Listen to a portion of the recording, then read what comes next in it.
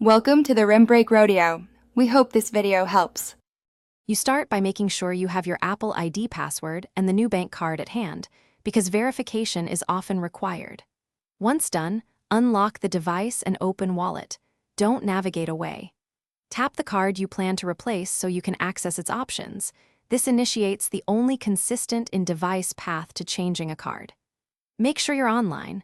Wallet needs to contact your bank to validate removal and later addition. You remove the old card by tapping the card's info menu and choosing Remove Card. This clears it from Apple Pay on that device. Then tap the plus sign to add a new card. Use the camera to scan or enter numbers manually for accuracy. After you add it, Wallet will ask the bank to verify you. Follow the bank's chosen method, SMS code, authentication in your bank app, or a quick call. Once verified, the card is active for payments. You finish by setting the new card as your default payment method if you want it prioritized. Open Wallet, press and hold the card, then choose Set as Default. Make a small tap to pay purchase or use Apple Pay in an app to confirm it works.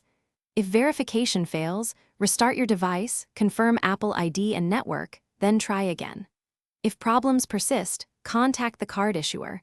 Banks can reauthorize or tell you why the card won't activate. Thanks for watching. Consider subscribing if we helped you.